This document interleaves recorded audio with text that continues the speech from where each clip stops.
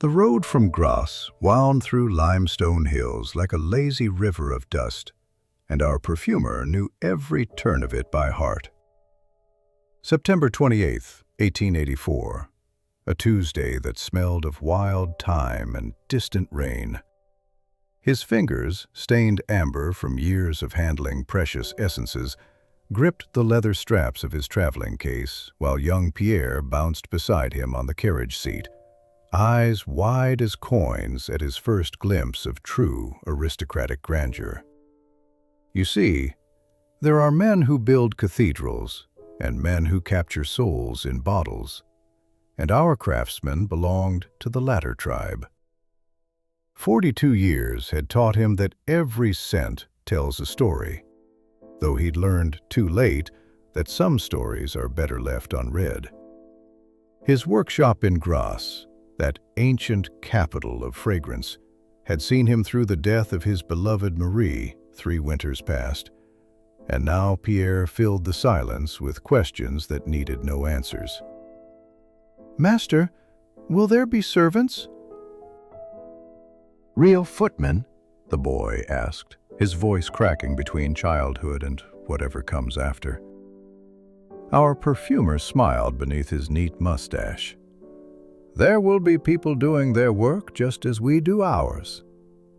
The Château de Lavande emerged from its grove of plane trees like a ship from fog. 3 stories of honeyed limestone with shutters the color of lavender stalks.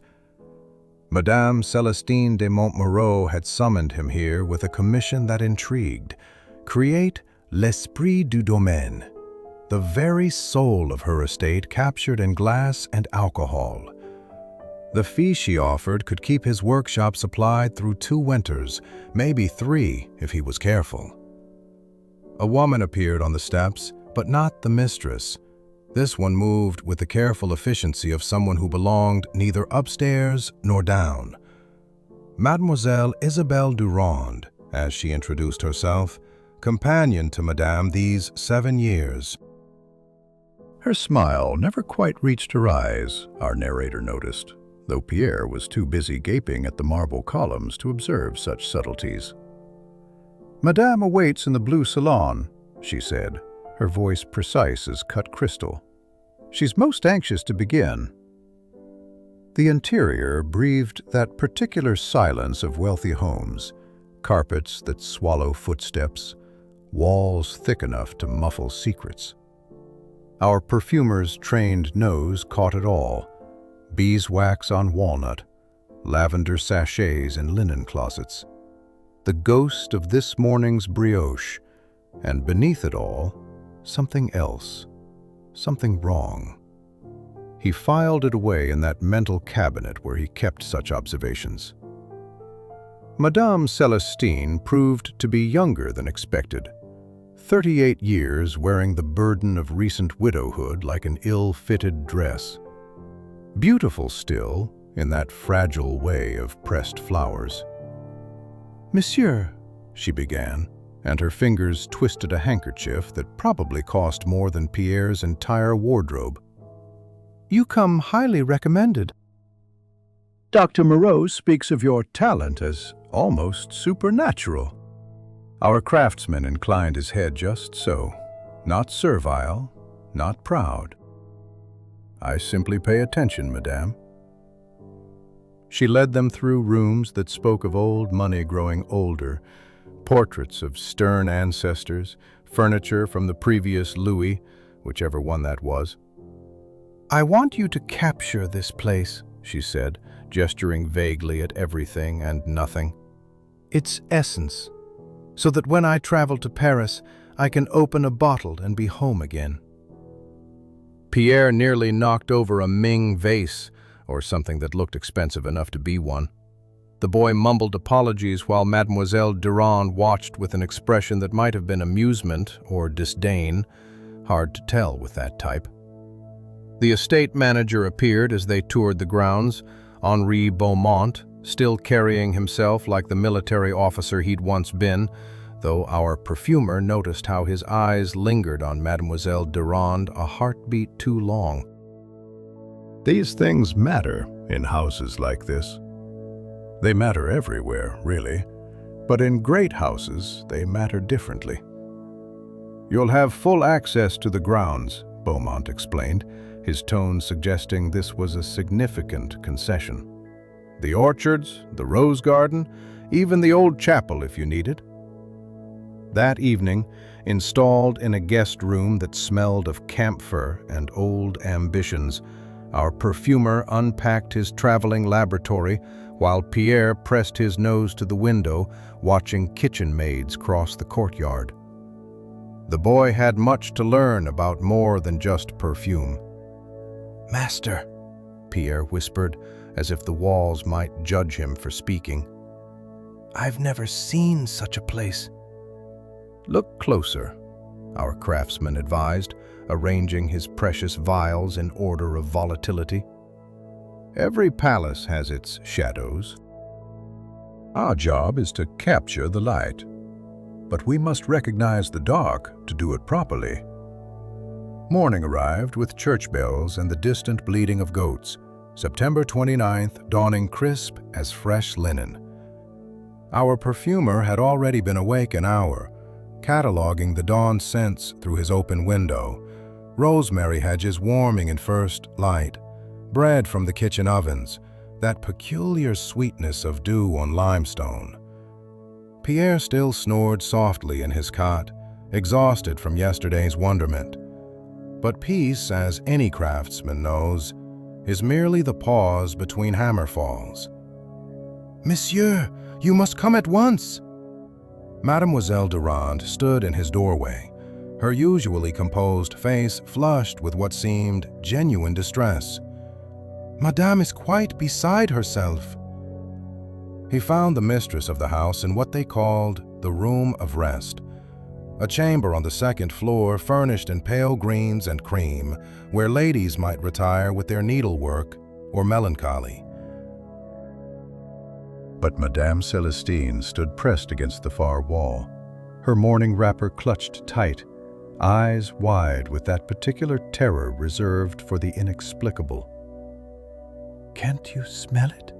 she whispered, and our perfumer could indeed. Funeral lilies. Dense, cloying, unmistakable. That scent that haunts, wakes, and weeps over coffins. Yet his trained eye swept the room and found no flowers at all, just morning light streaming through gauze curtains and dust motes dancing like tiny ghosts. "It started 3 weeks ago," Madame continued, her voice climbing toward hysteria. "Always in the early morning. My late husband's mother died in this room, you see. 15 years passed, but I swear she's trying to tell me something terrible approaches." Our craftsman moved through the space methodically, his nose parsing the invisible cloud. Yes, funeral lily.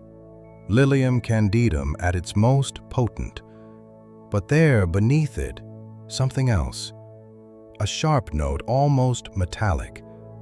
Chemical. His mind filed through thousands of scent memories until it caught on something familiar, yet wrong. "Has the room been cleaned recently?" he asked, running his fingers along the wainscoting. Mademoiselle Durand answered quickly, perhaps too quickly. "Everything is maintained regularly. The floors were waxed just last month, as always." Interesting, our narrator observes, how she knew this detail so readily. Pierre appeared in the doorway, still tucking in his shirt, drawn by the commotion. "Master, should I fetch your kit?" The boy was learning. "Yes, the blue case." While they waited, our perfumer studied the room's occupants as carefully as he'd studied the space itself. Madame's fear seemed genuine enough, the rapid pulse at her throat, the white knuckles. But Mademoiselle Durand, she stood very still, watching him watch the room.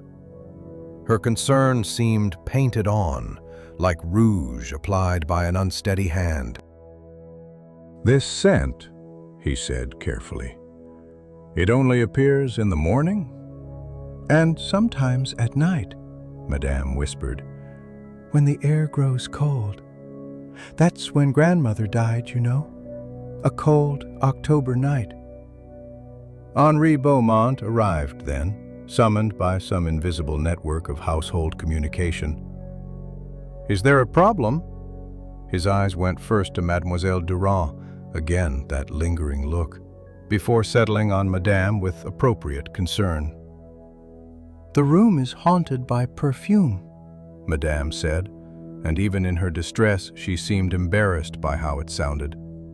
Our craftsman knelt by the floor examining the parquet. Beautiful work, all those tiny pieces of wood arranged in perfect patterns, gleaming with fresh wax. He touched his finger to the surface, brought it to his nose.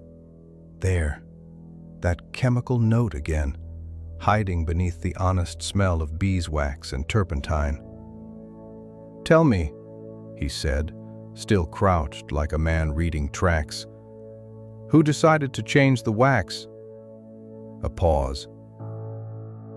Then Mademoiselle Durand, I suggested we try a new supplier.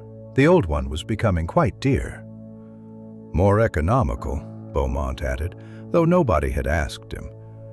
Mademoiselle Durand is always thinking of the household finances. How thoughtful, our narrator muses. How very thoughtful indeed. Pierre returned with the case, and our perfumer began his ritual, pulling out vials, strips of paper, the various tools of olfactory investigation. To the others it must have looked like alchemy. To him, it was simply Tuesday's work, though admittedly more interesting than usual. I'll need to observe the room at different temperatures, he announced. Morning, noon, evening, and especially during the cold hours before dawn. You don't believe in ghosts, then? Madame asked, hope and disappointment warring in her voice. Our craftsman stood slowly, his knees protesting. 42 years make themselves known at such moments. I believe in what my nose tells me, Madame. And right now it tells me this scent has a very earthly origin. Mademoiselle Durand's face remained carefully neutral, but something flickered in her eyes. Relief? Annoyance? The light was wrong for certainty. I do hope you can solve this quickly, she said. Poor Madame hasn't been sleeping well. The doctor warns her nerves are quite fragile. Yes, our perfumer thought. How convenient that would be. October brought its particular magic to the hillsides around Grasse, that golden light that makes even ordinary things seem blessed. Our perfumer had established his routines now, working in a converted still room near the kitchen gardens, where copper alembics caught the morning sun like captured fire. Pierre proved useful, his young fingers steady with the delicate work of enfleurage, though his attention wandered whenever Marie from the kitchens passed their window. The estate perfume was taking shape in our craftsman's mind.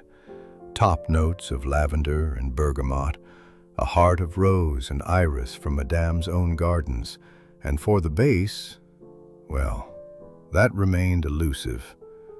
You cannot capture a place's soul without understanding its shadows as well as its light.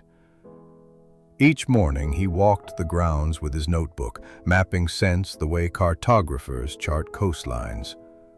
The orchard heavy with late pears, the herb garden pungent with sage and thyme, the stable's honest smell of horse and hay.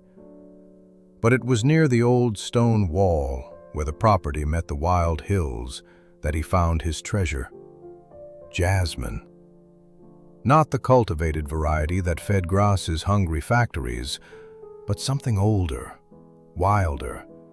The flowers smaller, their scent more complex, honey and pepper, sweetness and bite. It grew in a tangle, forgotten by everyone except the bees. No one's touched that corner in 20 years, Henri Beaumont informed him, appearing with that silent efficiency former soldiers never quite lose. The old monsieur preferred his gardens ordered. Our perfumer knelt among the vines, careful not to disturb their chaotic beauty. Sometimes the best things grow without permission. Beaumont made a sound that might have been agreement. The man seemed perpetually distracted lately, our narrator noticed. Papers tucked quickly into pockets when others approached, ledgers that appeared and vanished like conjuring tricks. The estate manager had his own mysteries, it seemed. Meanwhile, young Pierre's education continued in unexpected ways. The boy had been mooning over Marie for days now, following her with his eyes, finding excuses to visit the kitchen. Our craftsman watched this unfold with the resignation of someone who remembers 16 all too well. "She smiled at me today," Pierre announced that afternoon, grinding iris roots with excessive vigor. "When I brought back the luncheon plates." Our perfumer responded, adding drops of alcohol to a new extraction. "Do you think, would it be proper if I spoke to her?" The innocence of it. Our craftsman set down his pipette, choosing his words like selecting ingredients for a delicate blend. "Marie is a sweet girl. She also knows her place, and you must learn yours. We are neither servants nor family here. We are tradesmen," Pierre finished, his voice flat with fresh understanding. "Artisans," our perfumer corrected gently. "But yes, the space between downstairs and upstairs is narrow and full of furniture that bruises shins." That evening he found himself in the room of rest again, watching the sun sink toward the horizon. The funeral lily scent had not returned today. The afternoon was too warm still.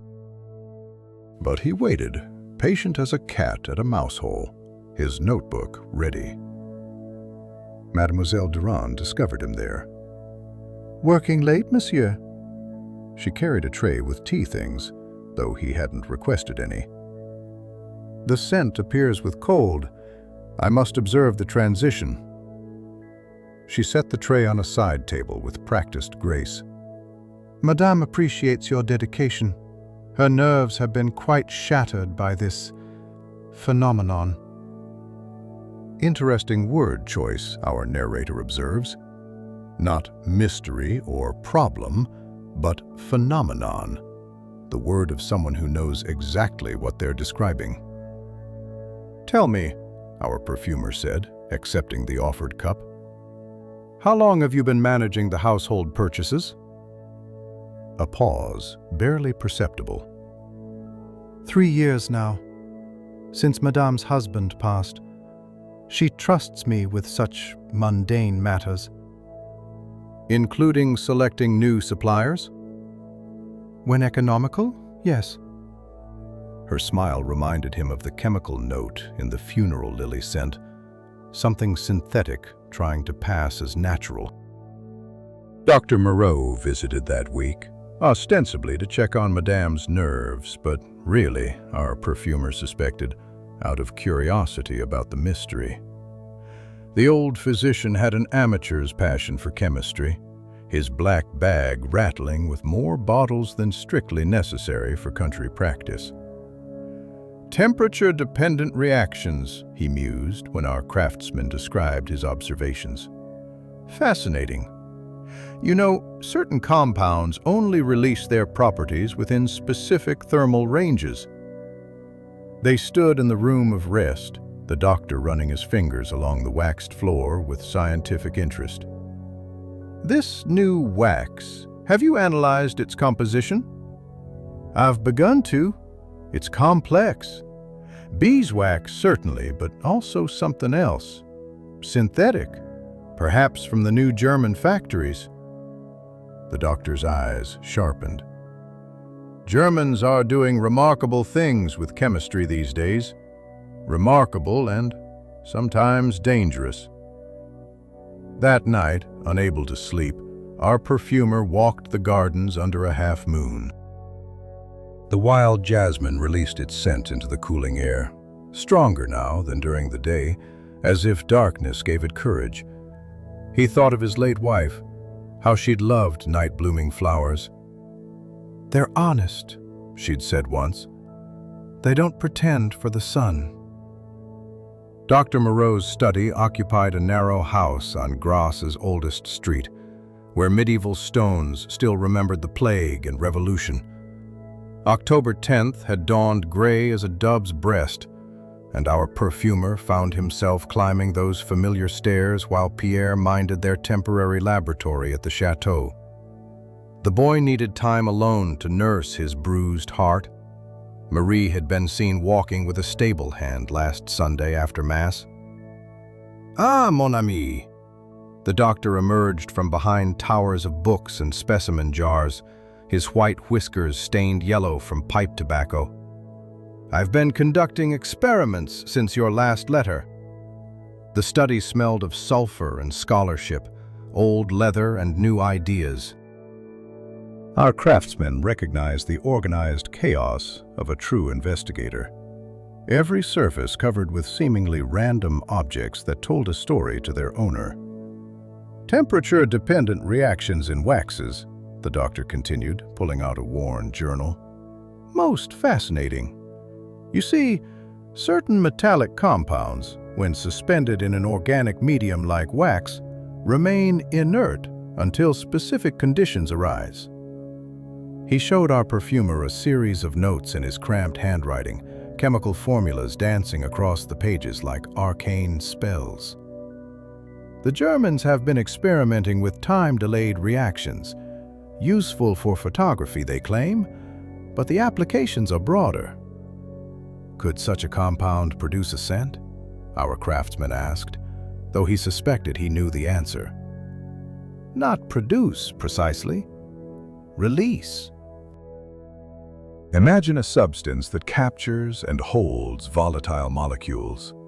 In this case, your funeral lily essence, then releases them when temperature drops below, say, 15 degrees Celsius.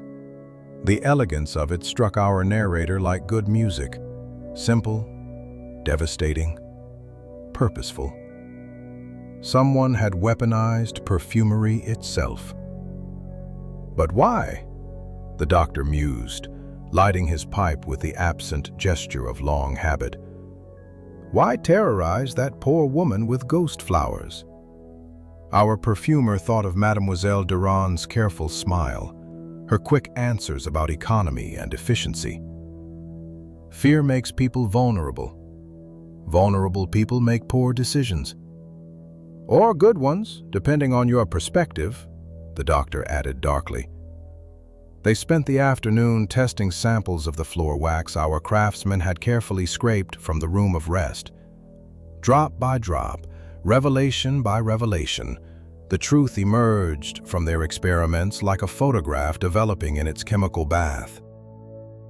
The wax contained traces of zinc compounds, almost imperceptible, combined with a synthetic binding agent that no honest craftsman would use. "This would be expensive," Dr. Moreau observed. "Whoever arranged this has resources."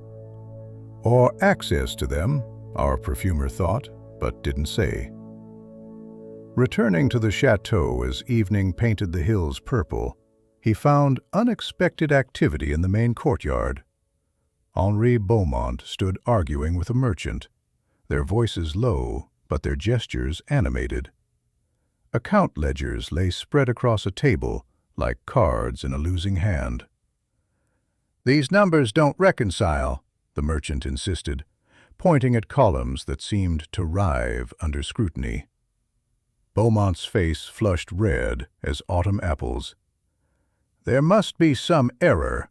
I'll review everything tonight."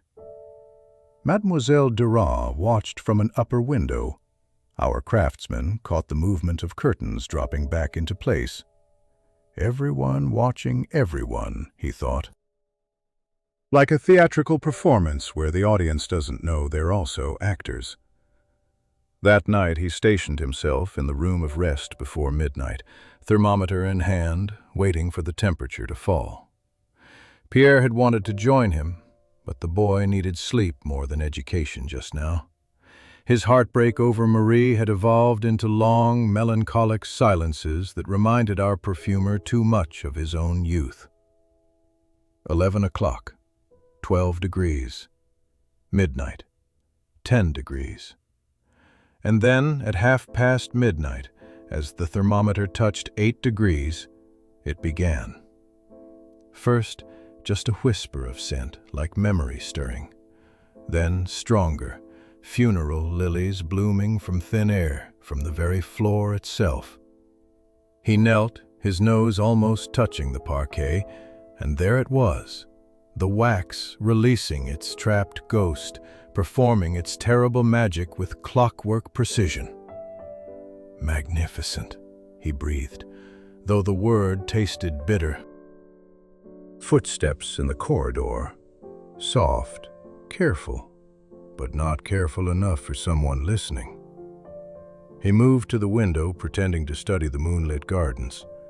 The door opened slightly, paused, then closed again.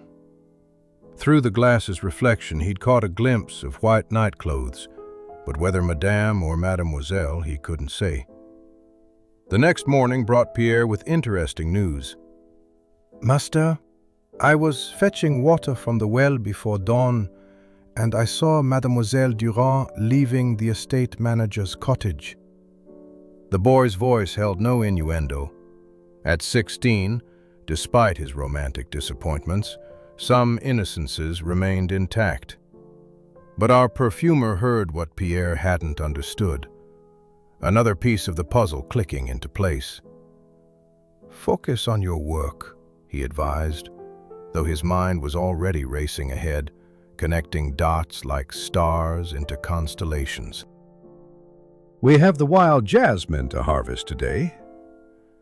But even as they worked among the tangled vines, his thoughts returned to that room of rest, to the chemistry of deception, to the way fear could be manufactured and bottled like any other essence. October 15th arrived, dressed in morning fog, the kind that turns familiar landscapes into mysterious territories. Our perfumer descended to the chateau's cellar storage, where household supplies lived their patient lives between usefulness. Pierre held the lamp while their footsteps echoed against stone older than memory. "What exactly are we looking for, master?" The boy's voice bounced off damp walls. "Evidence of intention," our craftsman replied, though he knew this sounded more cryptic than helpful. The storage rooms sprawled like a merchant's fever dream. Shelves of preserved lemons, barrels of vinegar, soap stacked like yellow bricks. And there, in a corner that smelled of cedar and secrets, the floor maintenance supplies. Tins of wax sat in neat rows, their labels facing forward with military precision. "Beaumont keeps good records," our perfumer murmured, running his fingers along the inventory tags. Each tin bore dates, quantities, supplier information written in the estate manager's tight script. But then, a discrepancy. 3 tins at the back, their labels different, the handwriting feminine and flowing. "Special order, room of rest only," read the notation. "Supplier, Maison Berdu, Rue Saint-Antoine, Grasse." Interesting, our narrator observes, how specific instructions can reveal general intentions. They emerged from the cellar to find the household in subdued chaos. Madame Celestine had suffered another episode during breakfast, the funeral lily scent driving her from the morning room in tears. The servants whispered in corners while Mademoiselle Durand administered laudanum drops with practiced care. "She cannot continue like this," the companion announced to anyone listening. "Perhaps a sanitarium would be best, for her nerves." Henri Beaumont nodded too quickly. "Switzerland has excellent facilities, quiet, restorative." How convenient, our perfumer thought, for Madame to be shuffled away to some alpine retreat while others managed her affairs. He caught young Pierre's eye, saw the boy had noticed it too. The lad was learning to see beyond surfaces. That afternoon demanded a journey to Grasse, to the establishment of Maison Berdu. Our craftsman knew the street, a narrow canyon between buildings where sunlight arrived late and left early. The shop itself occupied a ground floor that had seen better centuries, its windows dusty with discretion. Monsieur Berdu proved to be a thin man with the nervous habits of someone who'd made too many compromises. "Floor wax? Yes, yes, we supply many great houses." His fingers drummed against his desk like rain on roof tiles. This particular formula, our perfumer produced a sample he'd scraped from the room of rest. With unusual additives. The merchant's drumming stopped. "I cannot discuss special commissions. Professional confidence, you understand." "I understand 50 francs might refresh your memory." "Money has its own chemistry," our narrator notes, "capable of remarkable transformations." "The lady was very specific," Berdu admitted, the notes disappearing into his waistcoat. "She wanted something that would enhance certain aromatic properties under specific conditions. She provided the lily essence herself, very concentrated, very expensive." "When?" "August, late August. She paid in advance, insisted on discretion." Walking back through Grasse's twisted streets, our perfumer pondered this timeline. August, before he'd been summoned, before the haunting began. Someone had planned this performance well in advance, each act calculated for maximum effect. He found Pierre in their makeshift laboratory, bent over a new extraction with focus that couldn't quite hide his red-rimmed eyes. The boy had encountered Marie with her stable hand again, their easy laughter a knife between his ribs. "Master," Pierre said without looking up, "I've been thinking about the wild jasmine. Its scent changes through the day, doesn't it? Morning different from evening, evening different from night." "Everything changes, Pierre. The trick is understanding why." The boy finally met his eyes. "Even people?" "Especially people. Though sometimes they merely reveal what was always there." That evening, our craftsman attended dinner for the first time since his arrival, Madame insisting he join the household as her honored guest. The dining room glowed with candles that made everyone look younger or older, depending on the angle. Mademoiselle Durand served as hostess in Madame's frequent absences to compose herself, managing conversation with the skill of a conductor directing an orchestra. "Our perfumer makes excellent progress," she announced, though her smile had edges. "Soon Madame will have her estate's essence captured forever." "And the other matter?" Beaumont asked carefully. "Also progressing," our craftsman replied, watching them both. "Chemistry reveals many secrets when properly examined."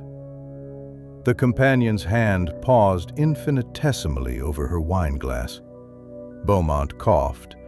Madame, lost in her laudanum haze, noticed nothing. Later, walking the moonlit gardens alone, our perfumer reflected on the peculiar ethics of his situation. He'd been hired to create beauty, but had stumbled into something ugly. His late wife would have known immediately what to do. She'd possessed an unerring compass for right and wrong. But she was 3 years gone, and he was left to navigate by dimmer stars. The wild jasmine released its night perfume, complex and honest.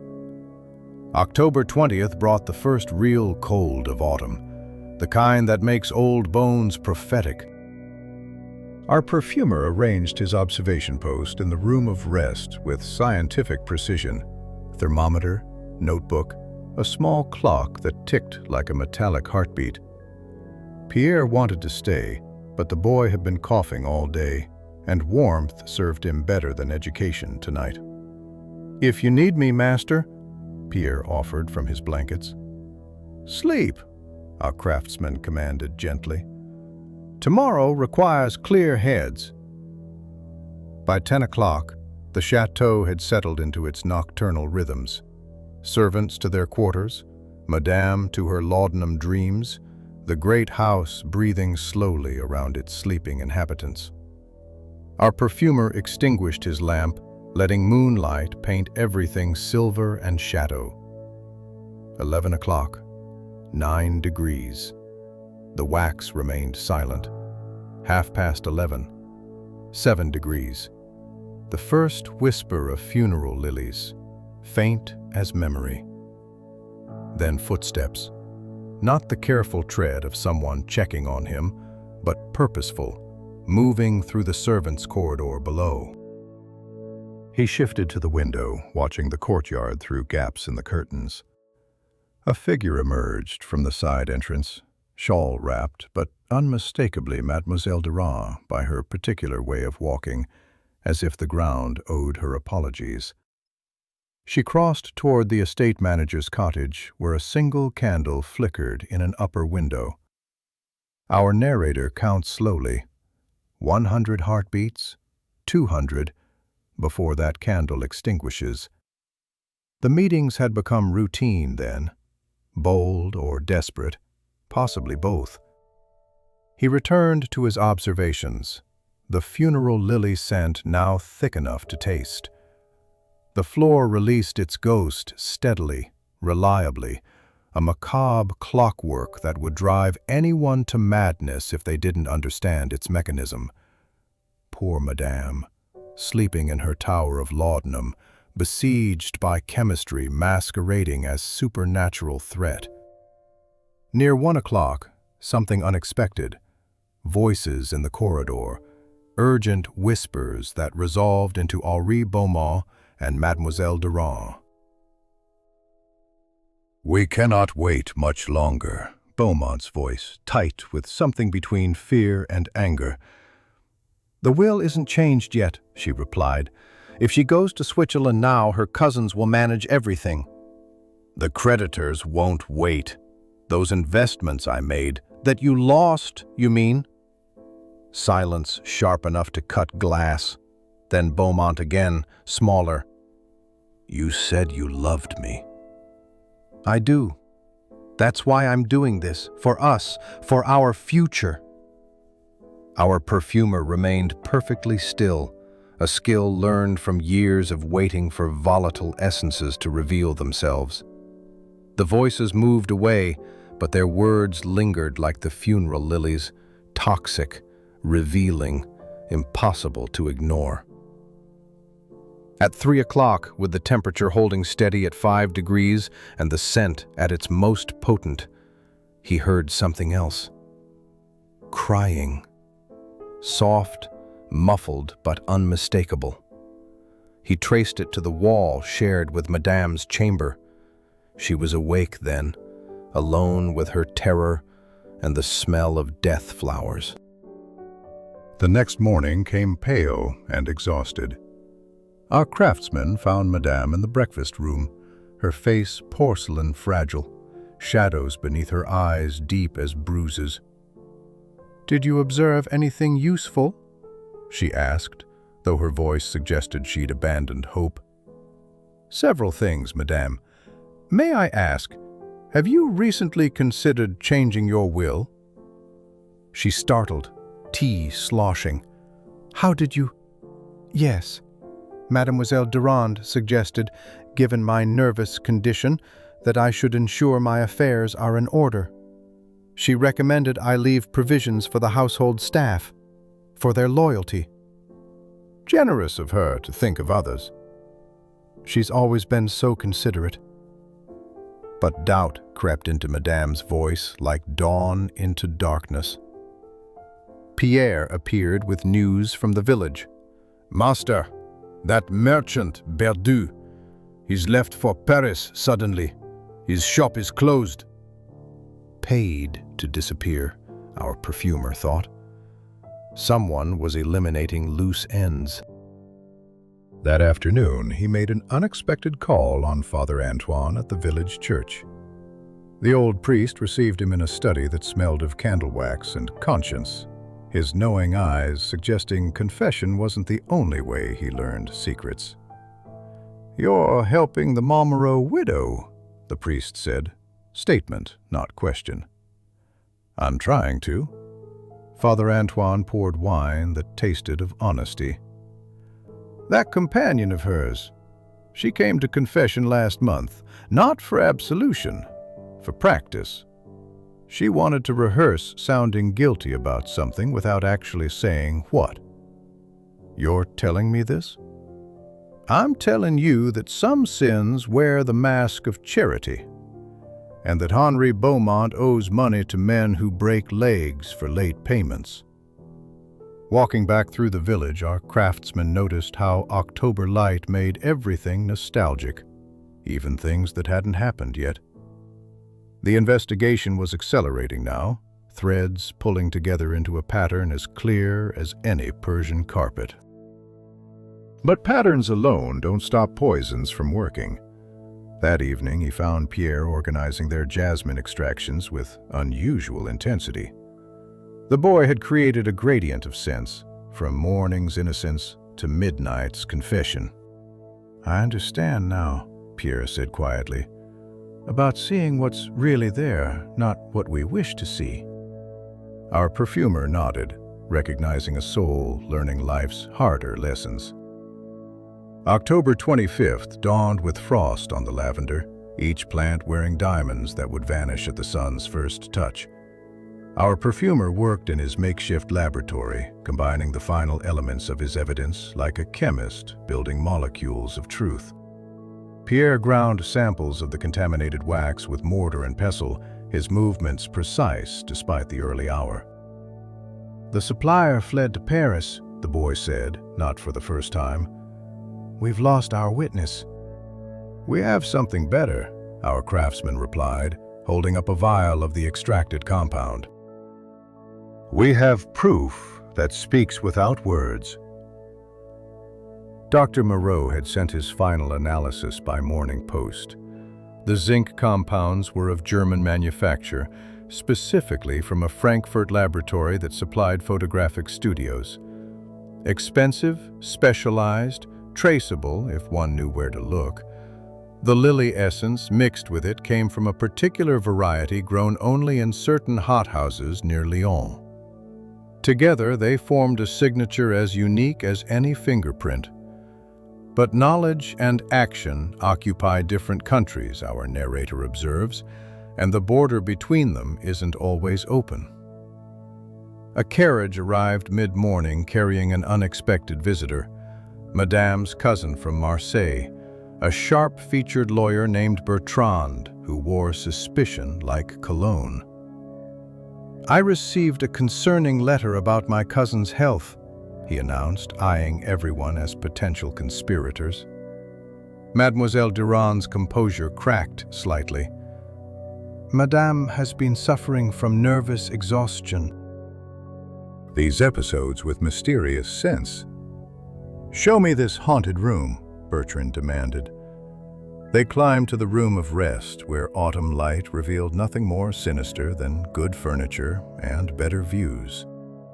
But our perfumer noticed how Mademoiselle Durand stayed near the door, ready to flee, while Henri Beaumont had developed a sudden need to inspect the estate's outer walls. "It only manifests when cold," Madame explained, wringing her hands. "Like my husband's mother returning with warnings." Bertrand's expression suggested he believed in ghosts as much as he believed in charity. "And you, Monsieur Perfumer? What do you believe?" "I believe in chemistry, monsieur. And chemistry tells me this room has been deliberately contaminated with a compound designed to release funeral lily scent at specific temperatures." Silence crystallized around them. Mademoiselle Durand went white as fresh paper. That's absurd," she managed. Who would do such a thing? Someone who benefits from Madame's deterioration, our craftsman continued, producing his evidence vial. Someone with access to household supplies and the authority to change them. Someone who knew Madame's fear of her mother-in-law's death. Cousin Bertrand's legal mind was already calculating. The will? You were trying to manipulate her into changing her will? I would never. But Mademoiselle Durand's protest rang hollow as a bad bell.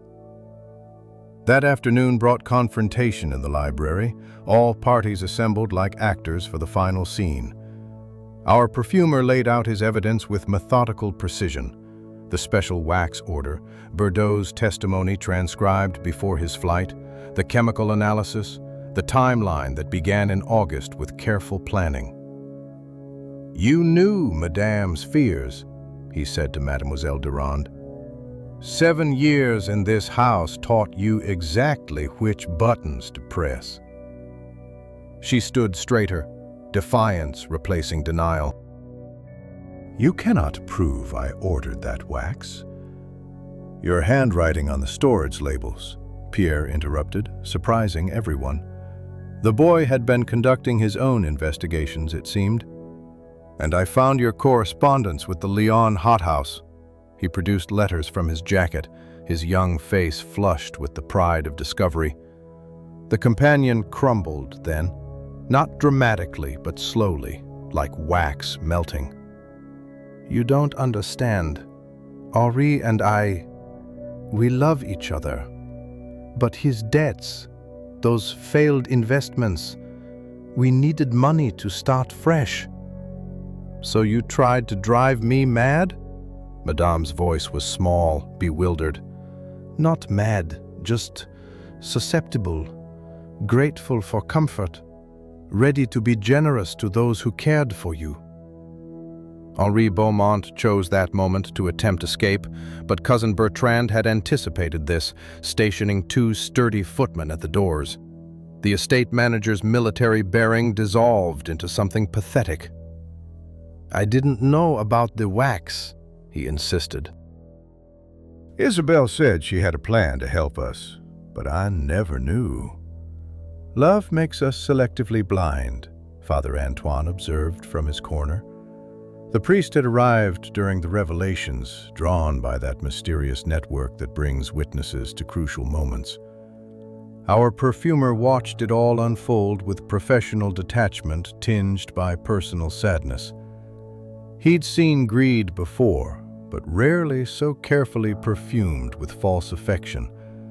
The wild jasmine he'd discovered seemed more honest than these cultivated deceptions. At least it didn't pretend to be what it wasn't. The authorities will be summoned, Bertrand announced. Attempted fraud, conspiracy, psychological torture. The magistrates will be quite interested. Mademoiselle Durand looked at Henri Beaumont across the room, their dreams of escape evaporating like volatile oils. October 28th brought rain that turned the estate's gardens into watercolor paintings, all edges blurred and colors running together. Our perfumer sat in Madame's study, surrounded by account ledgers and correspondence that told stories within stories. Cousin Bertrand had requested his continued assistance. You see patterns others miss, he'd said, which was both compliment and burden. Mademoiselle Durand remained confined to her room under guard, while Henri Beaumont had been taken to Grasse's small jail to await the magistrate. But mysteries, our narrator knows, rarely tie themselves into neat bows just because their perpetrators are caught. Look at this. Bertrand showed him a letter dated from July, written in Isabelle Durand's hand to a pension house in Italy. She was planning their escape before she even ordered the wax, every detail calculated. The letter spoke of 2 rooms overlooking Lake Como, needed from November onward. Paid for with a bank draft that traced back to small, steady embezzlements from the household accounts. 50 francs here, 30 there. amounts too small to notice individually, but substantial in aggregate. Pierre entered with tea and a startling discovery. "Master, I was helping clear Mademoiselle's room and found this hidden in her prayer book." He produced a second set of account books, shadows to the official ones Beaumont kept. She was recording his embezzlements, our craftsman realized, studying the meticulous entries. Not to stop him, to blackmail him if needed. "They were lovers?" Bertrand asked, though the answer seemed obvious. "They were co-conspirators who convinced themselves they were lovers," our perfumer corrected. "Sometimes people fall in love with their own plots more than each other." That afternoon, he visited Isabelle in her confinement. She sat by the window, watching rain streak the glass, her careful composure finally, thoroughly shattered. Without her mask of concern, she looked older, harder, like furniture with its varnish stripped. "You want to know why?" she said without preamble. "I want to understand." She laughed, bitter as burnt coffee. 7 years I've lived in this house. 7 years of "yes, madame," and "of course, madame," and watching her waste fortune on garden parties and Parisian gowns while I counted coins to send to my sick mother. "So you decided to take what wasn't offered?" "I decided to secure my future. Henri promised marriage, respectability. Do you know what it's like, monsieur, to be neither servant nor family?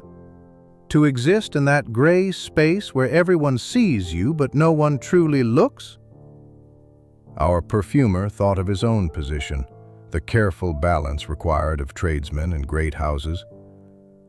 "Yes, but I never poisoned anyone over it." "Poisoned?" She seemed genuinely shocked. The scent was harmless. Just fear, just suggestion. "Fear is its own poison." "Ask your mistress about the weight she's lost, the sleep she's missed, the trust she'll never fully recover." Isabelle turned back to the rain. "She has everything. She'd recover from a few bad nights." But she hadn't calculated on Henri's separate desperations, our narrator realizes. The estate manager had accumulated debts of 40,000 francs through failed railway investments, borrowing from increasingly dangerous men to cover losses. He'd seen Isabelle's plan as salvation, not knowing she kept records of his every theft as insurance. That evening brought unexpected testimony from Marie, the kitchen maid who'd unknowingly broken Pierre's heart. She approached our craftsman as he walked the wet gardens, twilight purple as a bruise around them. "Monsieur, I must tell someone," she began, glancing nervously toward the house. "I saw Mademoiselle Durand in the room of rest many times, late at night, when everyone slept." "Doing what?" "Kneeling by the floor with a lamp, dropping something from a vial onto the wax. She said if I ever told, she'd have me dismissed without reference." Another piece clicking into place. The lily essence hadn't been mixed into the wax at Berdoux's shop, but added later, carefully, repeatedly, to ensure maximum potency. The dedication of it was almost admirable if one ignored the cruelty. Pierre found his master later, organizing notes by lamplight. "Will Madame recover, do you think?" "From the fear? Eventually. From the betrayal? That takes longer." The boy nodded, wise beyond his years now. "I've been thinking about the wild jasmine, how it grew all those years without tending, without anyone knowing its value. And maybe the best things aren't the ones we force into shape. Maybe they're the ones that grow despite us, not because of us." Philosophy from the mouths of apprentices, our perfumer thought. Sometimes cuts deeper than any blade.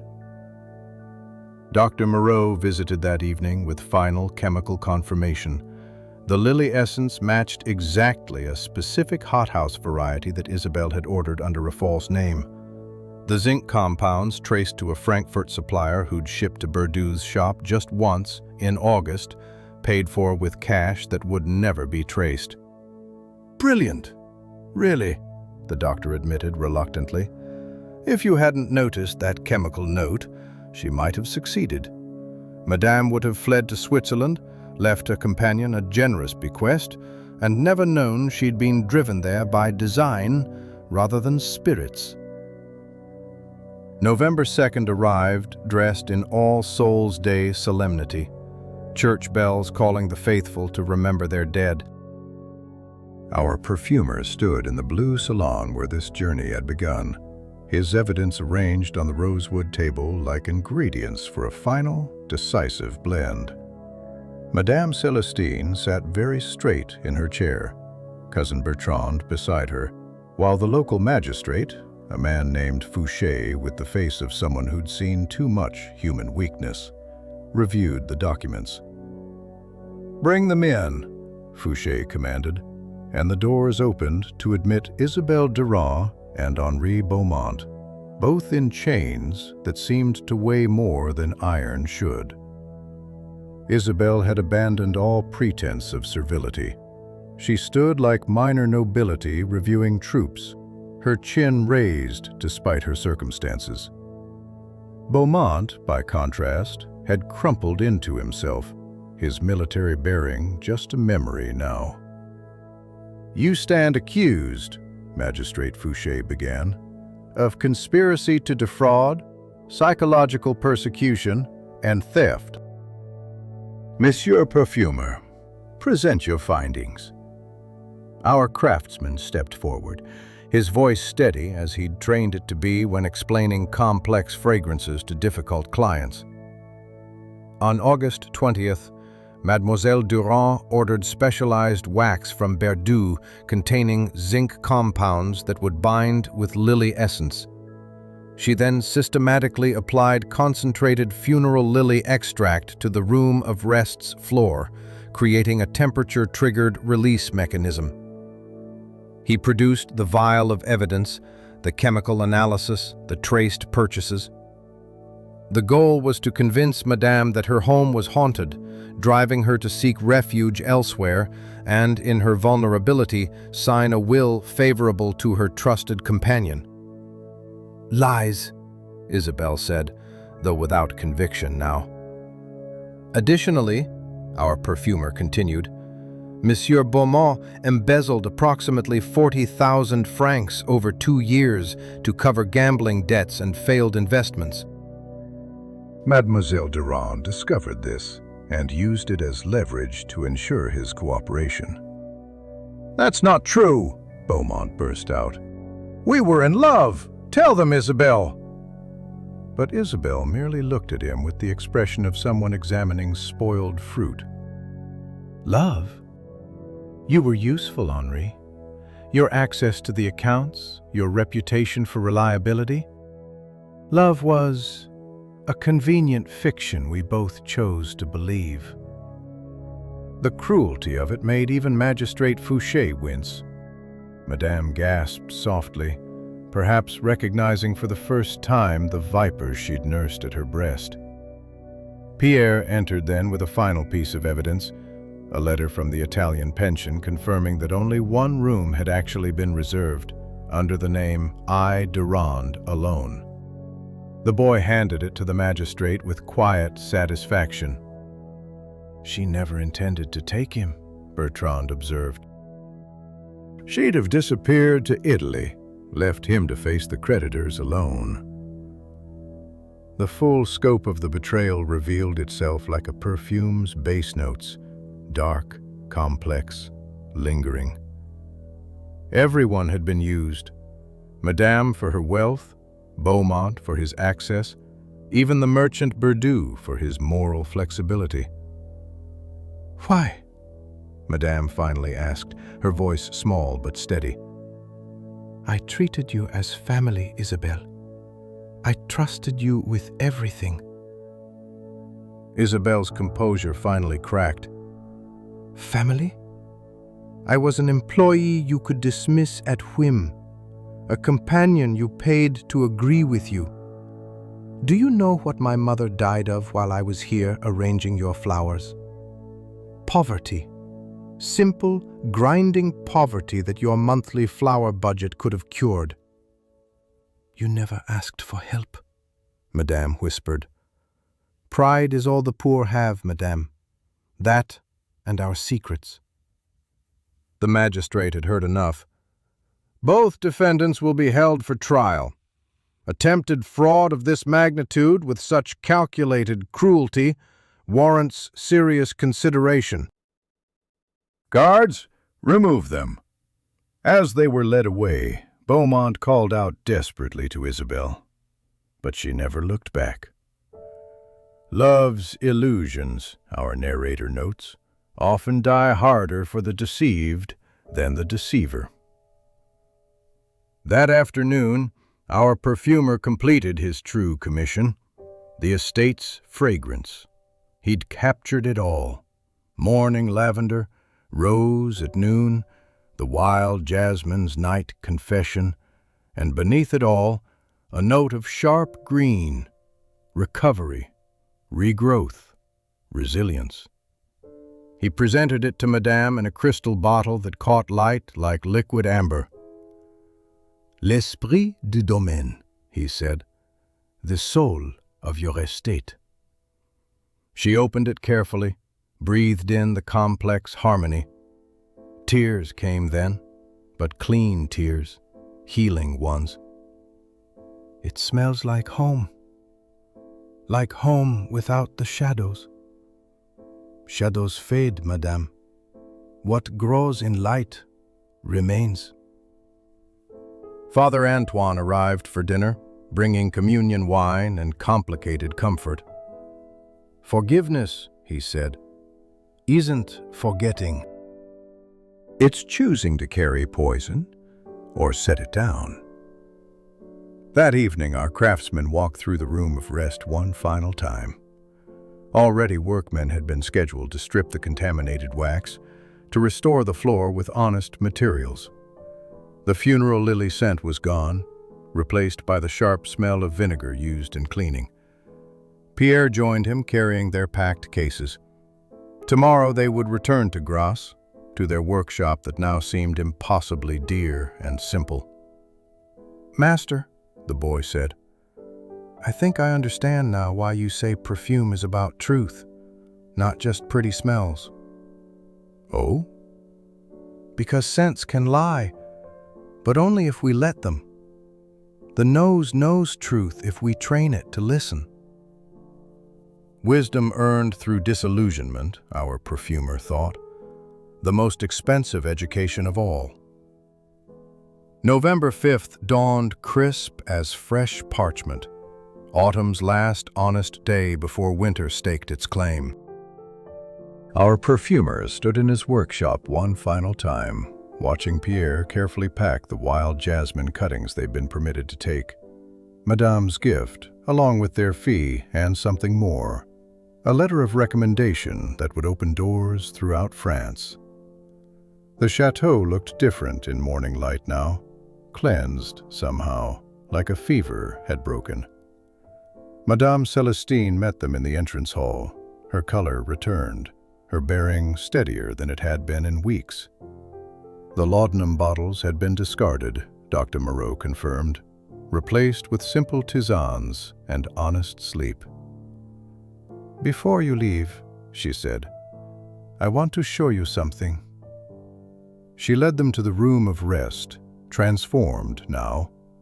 The floors gleamed with honest beeswax from local hives, the windows thrown open to November air, and there, in a crystal bowl, fresh roses from her garden. Not funeral lilies, never again those, but roses that spoke of life continuing despite everything. I'm keeping the room, she explained. Not as it was, but as it could be, A place for actual rest, not manufactured fear. Our craftsmen approved. Spaces, like people, could be reclaimed from their poisoned histories. Pierre had been exploring the kitchen one last time, saying his goodbyes to Marie, who'd been kinder to him since his heartbreak became public knowledge. He returned now with news.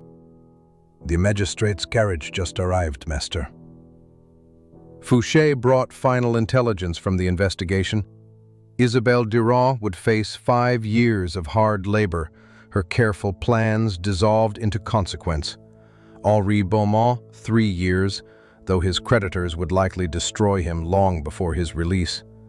The merchant Berdoux had been found in Paris and would face his own reckoning. "Justice," Fouché said, though he didn't sound entirely convinced of the word. "Resolution," our perfumer corrected. Justice would require undoing the harm, and time doesn't flow backward. They departed after lunch, their carriage loaded with equipment and experience. Father Antoine blessed their journey, adding quietly to our craftsmen, "You did more than solve a mystery. You showed that truth has its own scent, stronger than any lie." The road back to Grasse unwound like memory in reverse. Pierre was different now, quieter, more thoughtful, his innocence replaced with something more durable. He'd learned that people could wear masks of kindness while harboring cruelty, that love could be counterfeited like bad coins, that trust required courage because betrayal was always possible. "Master," he said as the chateau disappeared behind its grove of plane trees, "will we ever take another commission like this? We're perfumers, Pierre, not detectives." "But you saw what others missed." "I simply followed my nose." It happened to lead to truth this time.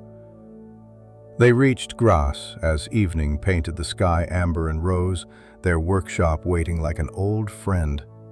The familiar smells, bergamot, sandalwood, the faint ghost of 1,000 extractions, welcomed them home.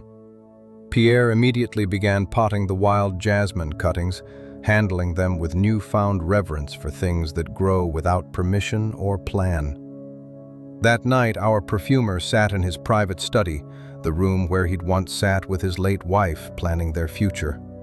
Her photograph watched from the mantel, that half smile that suggested she knew secrets about joy he was still discovering. He opened the bottle of L'Esprit du Domaine that Madame had insisted he keep. The scent rose like memory made tangible, all those days at the chateau compressed into liquid poetry. But now he could smell other things too. Isabelle's desperate ambition, Henri's panicked greed, Madame's resilient grace, Pierre's difficult education, his own journey from observer to participant. Every perfume tells a story, he reflected. But not all stories should be bottled.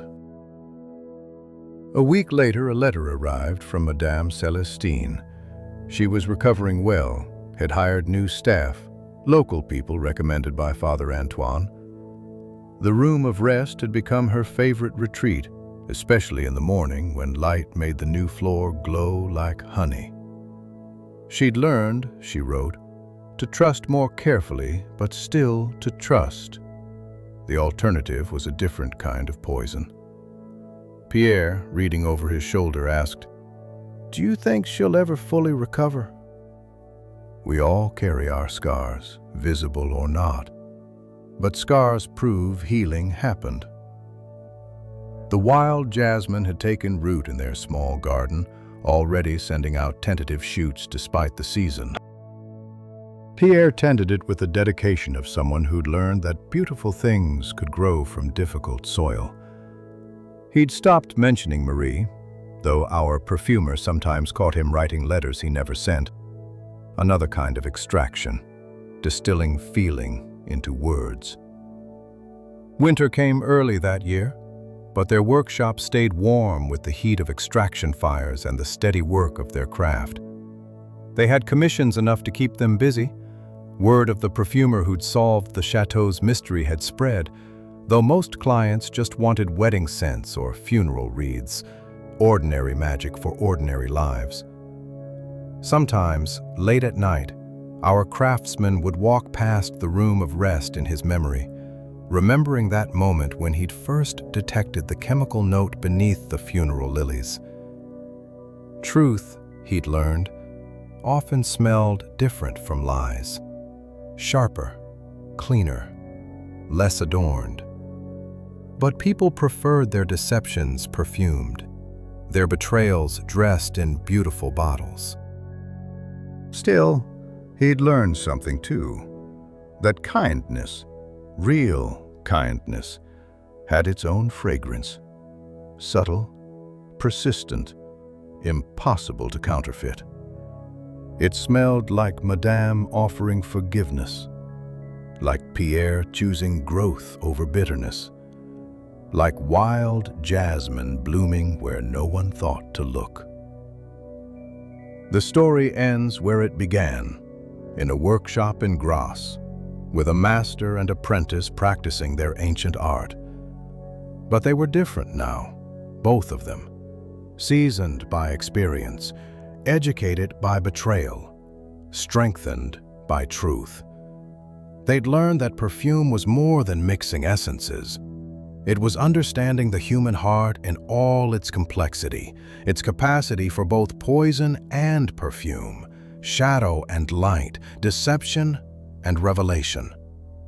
And in the garden, the wild jasmine grew, proof that some things flourish not because of our plans, but despite them, offering their fragrance freely to anyone wise enough to notice.